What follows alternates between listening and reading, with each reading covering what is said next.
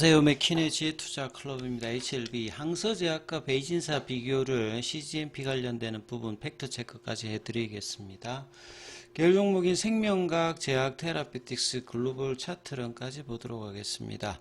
앞서 영상에서 내일 이제 HLB 같은 경우는 40회차 이 전환사채 관련되는 납입일입니다. 이 부분 좀 설명을 안 드렸는데요. 자, 지난 8월 20일에 이사회 결정으로 전환사채 40회차가 발행이 이제 되었는데요. 여기에 이제 내용들 중에서 납입일이 중요하죠. 계열사와 진양곤 회장이 30억이 들어가는 이번 이제 300억 규모의 전환사채 관련되는 부분들은 납입일이 이제 어떻게 되느냐 보시게 되면 공시에 들어가서 보시게 되면 현금으로 납입일이 8월 28일입니다. 그래서 내일 이 부분들이 이제 계열사 세곡과 진양곤 회장의 30억이 현금으로 납입이 됐는지 이 부분들도 뭐 확인을 좀 해야 되는 어떤 부분에 모멘텀이 있고요. 그 다음에 이제 항서제약이 이제 뭐 일단 가장 뭐 중요하기 때문에 계속 항서제약 이야기들을 해드리는 게 항서제약이 키를 갖고 있기 때문입니다. 항서제약이 이제 CMC 관련되는 부분을 처리해야지만 리서브미션을 할 수 있는 어떤 상황이기 때문에 항서제약의 행보를 계속 이제 현지 기사를 통해서 뭐 확인하는 수밖에 없는데요. IR에서도 항서제약이 이제 베이진사를 이야기를 많이 하고 중국 쪽에서도 시가총액에서도 베이진사와 항서제약이 뭐 누가 좀 앞서갔다가 좀 항서제약이 좀 추격했다가 이런 어떤 흐름들이 보이거든요. 그래서 내용 좀 살펴보면 여기서 백제라고 하는 말은 이제 베이진사를 이야기하는 겁니다. 그러니까 최근에 이제 항서제약의 반기 이제 재무 보고서가 나왔거든요. 올해 상반기 이제 매출에 관련되는 부분들은 작년보다 15.8. 이 중에서 혁신신약 매출 관련되는 부분들이 작년도에는 한 47% 정도였는데 이 부분들이 이제 한 50%, 60% 가까이 올라왔기 때문에 계속 이제 신약 개발사로 많이 앞서가고 있다. 뭐 2020년 그러니까 이제 2000년도 이전까지는 중국 같은 경우는 거의 뭐 제네릭 중심이고요.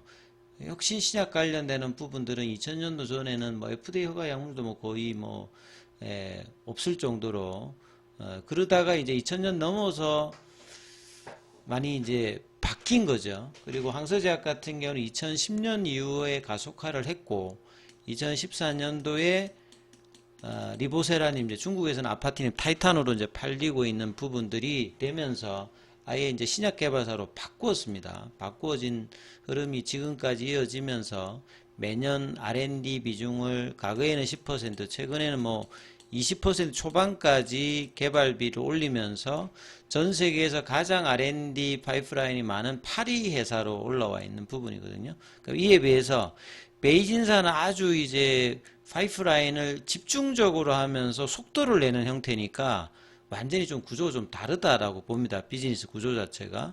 그래서 상반기 이제 매출액을 보시게 되면 이제 항서제약이 157억 위안, 여기 베이진사 같은 경우는 175억 정도로 그 항서제약보다는 이제 혁신신약 관련되는 비중이 높기 때문에 이런 부분들이 매출단에도 영향을 뭐 준다라고. 그래서 이제 항서제약도 신약 개발에 힘을 쓰고 그 두 가지 이제 투 트랙으로 첫 번째는 라이센스 아웃 형태의 비즈니스 디벨롭먼트를 많이 하고 그 다음에 직접적으로 뭐 캄네리주마브의 이제 허가 관련되는 부분을 하는데 그 비즈니스 디벨롭먼트 구조가 훨씬 더 지금은 압도적인 어떤 상황이라고 봐야 되겠죠.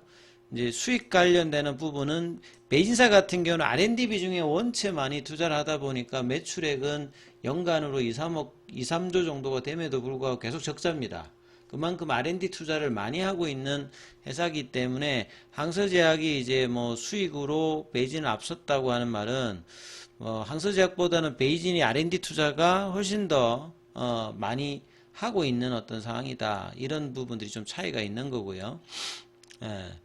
베이진사 같은 경우는 굉장히 빠르게, 그러니까 이런 중국에서 이제 신약 개발사들이 발달된 것은 2000년도 이후에 한국도 마찬가지죠. 1990년도 후반에 해외에 있는 뭐 빅파마라든지 연구진들이 이제 국내에 대거 들어오면서 신약 개발하듯이 중국도 마찬가지로 뭐 2000년대 이후에 해외에 있던 인력들이 국내에 들어오면서 이제 회사들이 설립되는데 대표적인 회사가 이제 뭐 베이진사도 그런 회사라고 보시면 됩니다. 그리고 연구개발 투자에서는 베이진사는 집중적으로 하는 형태고, 여기도 보면 이제 PD1 티슬레리주맙 있죠. 그러니까 캄레리주맙의 경쟁 약물이라고 보시면 됩니다. 그리고 항서제약 같은 경우에는 전통제약회사의 변화, 이게 본래 이제 국영회사였다가 이게 이제 민간으로 바뀌면서 본래는 이제 뭐 제네릭 중심을 하다가 이제 항암제 중심으로 회사로 바뀐 거죠. 순페아 그 회장이 이제 들어오면서. 그리고 이제 2010년도 넘어가면서는 그 가속도를 R&D 비중을 훨씬 더 늘리고 있고, 2021년도에 이제 순페아 회장이 다시 복귀하고 난 다음에는 이 부분들을 더 이제 국제화로, 중국의 약가 인하 때문에 국제화를 해야 되는 어떤 상황이다. 그래서 베이진사는 중국 혁신적 제약회사의 세계화를 위한 벤치마켓입니다. 이미 FDA 허가 약물이 뭐 세계가 되면서 매출도 2조가 되면서 뭐 암젠이나 로슈나 다른 어떤 회사들이 지분 투자도 할 만큼 상당히 이제 해외에서도 각광받는 회사고, 상대적으로 항서제약은 이제 이런 부분을 위해서 올해 홍콩 거래소에서 성공적으로 상장하면서 이 비즈니스 디벨롭먼트 관련되는 부분들이 더 이제 늘어나서 주가도 다른 부분과 다르게 이제 홍콩 시장의 어떤 주가가 더 이제 높은 어떤 흐름들을 뭐 보이고 있는 어떤 상황이죠. 그래서 최근에 글로벌 IB 쪽에서는 목표 주가를 지금보다 한 2배 정도로 높게 보고 있는 상황입니다. 자, 이제 그 항서제약의 이제 CGMP 관련되는 부분에서 좀 과거의 어떤 자료들과 좀 그 부분들을 한번 따와봤는데, 이거는 작년도 기사입니다. 보시면 작년도에 이제 1차 CRL을 맞고 이제 이후에 있는데요. 보시게 되면 그 FDA 데이터베이스에 등록되어 있는 항서제약의 공장 관련되는 부분들은 9곳입니다. 네, 9곳이고요. 네, 그 다음에 이제 그 캄넬리주맙의 생산 시설을 있는 곳은 자회사인 이 선카디아 이제 제조 시설 관련되는 부분이거든요. 그래서 작년도에 옵저베이션 10가지 받았던 부분들은 모두 개선을 완료해서 제조 검사를 통과했다.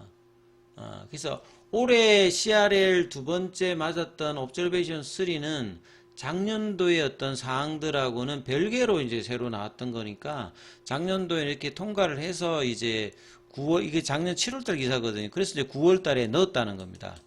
그러니까 이번에도 관련되는 부분에서 이제 그 추가적인 부분이 없고 이제 데이터만 확보되면 이제 넣는다는 부분들은 뭐 알 수 있는 부분들이고요. 이건 이제 과거의 이제 항서제약에 이제 뭐 국내에서 발간된 리포트에서 좀 따왔는데, 항서제약 같은 경우에는 그 FDA나 EMA 인정을 받았다는 부분들은 제네릭입니다.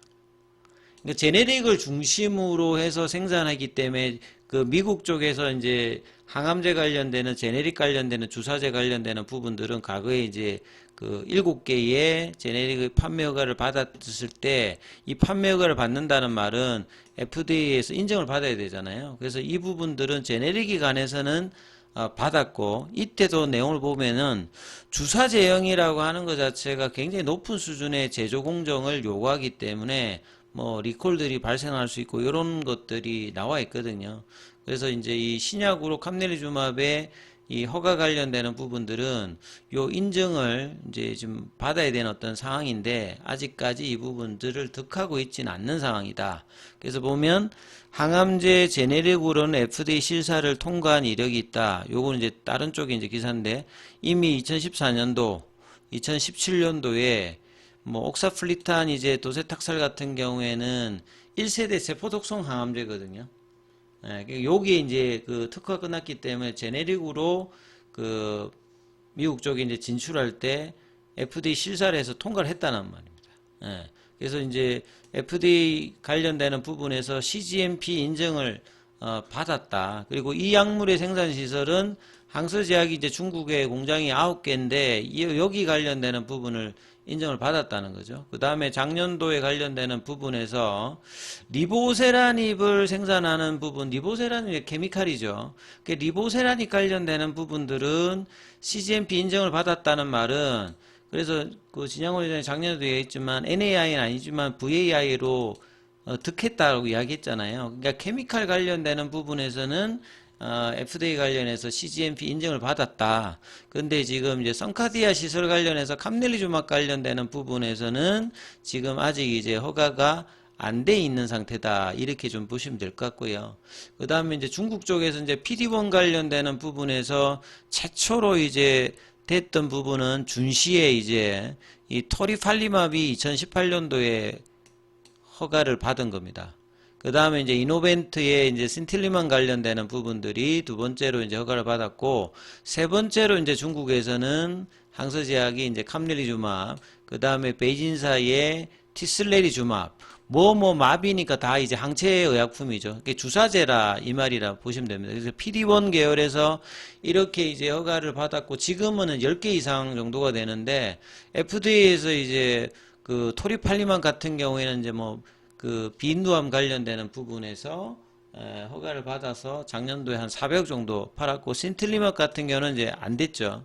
그 다음에 티슬레리주맙도 이제 허가를 받아서 사용을 하고 있고, 그 다음에 캄넬리주맙이 이제 돼야 되는 부분이고, 그래서 이제 이미 이제 2025년도니까 허가 이후에 이제 중국 쪽에서 6년 정도 팔고 있는 약이다. 그리고 PD1에서 이제 가장 중요한 약물이 이제 키트루다, 옵디보 이런 계열이잖아요. 예. 그래서 전 세계로 보시게 되면 PD1 관련되어서 이제 펜블리즈맙 관련되는 부분이 이제 키트루다죠. 그 다음에 이제 옵디보고 이제 로슈의 티센트릭이라든지 아스트라제네카의 임핀지 이런 것도 간암에도 다 이제 여기에 그 해당되는 사항이라고. 그래서 PD1 시장 자체가 굉장히 크기 때문에 그 경쟁 강도가 이제 가면 갈수록 이제 키트루다가 2028년도에 이제 특허 만료가 되거든요. 경쟁 강도도 좀 심해지는 요런 어떤 사항들도 있다. 이렇게 좀 이해를 하셔야 될 것 같고요. 그래서 이제 그렇기 때문에 이제 이 병용으로 항서제약 입장에서도 이제 그 2028년 전에 허가를 받아서 이제 미국이나 유럽에 이제 진출을 해야 되는 어떤 상황이기 때문에 시간이 그렇게 막 여유를 부리고 길게 갈 수 있는 그런 상황은 아닙니다. 그래서 올해 내년에 결과를 봐야 되는 어떤 상황이면 분명한 상황이고, 항서제약이 작년도에 업데이트에 대규모로 자본도 투자를 했기 때문에 이 부분에 대해서 진행하는 부분에 대해서는 계속 진행할 상황이다 이렇게 봐야 될 거고요. 자, 계열 종목인 생명과학 같은 경우에는 오늘도 이제 신저가 흐름을 계속 이어가고 있죠.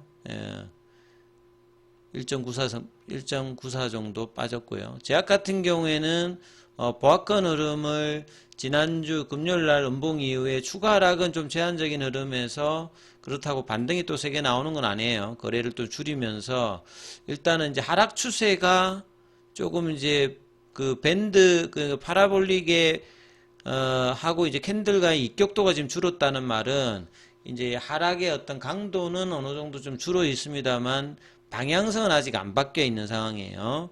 그래서 변곡점이 조금 이제 다가오는 지점으로 가고 있다 이렇게 볼 수는 있고요. 테라피틱스 같은 경우에는 여전히 지금 하방 압력을 막고 있는 가운데 3,000원 부근에서는 지금 이제 보합권 흐름들을 이번 주에는 계속 유지를 해주고 있고요. 글로벌도 마찬가지죠. 글로벌 같은 경우는 이때 추세 전환이 한번 나타났죠. 8월 20일 정도. 그리고 난 다음에 다시 이게 이제 페일이 되면서 계속 하방 추세를 이어가는 요런 흐름들을 보여주고 있는데, 그래서 입격을 여기는 아직 줄이고 있지 못한 상황이죠. 계속 이제 부진한 흐름들인데, 목요일, 금요일 이제 8월 달이 마무리가 되고 이제 9월 펀더멘탈 이슈가 되는 부각에서는 그 펀더멘탈 이슈에 따라서 이제 바닥의 확인과 이후에 이제 그 반등의 속도라든지 기간의 문제가 이제 펼쳐질 수 있는 어떤 구간인데, 그래서 9월 달이 아마 이후에 어떤 주가에서 가장 중요한 달이 될 수 있습니다. 그래서 9월달 이슈가 이제 언제쯤 주가에 반영될지를 계속 뭐 살펴보셔야 되는 어떤 구간이다, 이렇게 봐야 될 거고요. 장중에는 무료 텔레그램방이 운영되고 있습니다. 링크되어 있는 부분 참조해 주시고 입장 문의는 문자 남겨주시면 안내해 드리고 있습니다.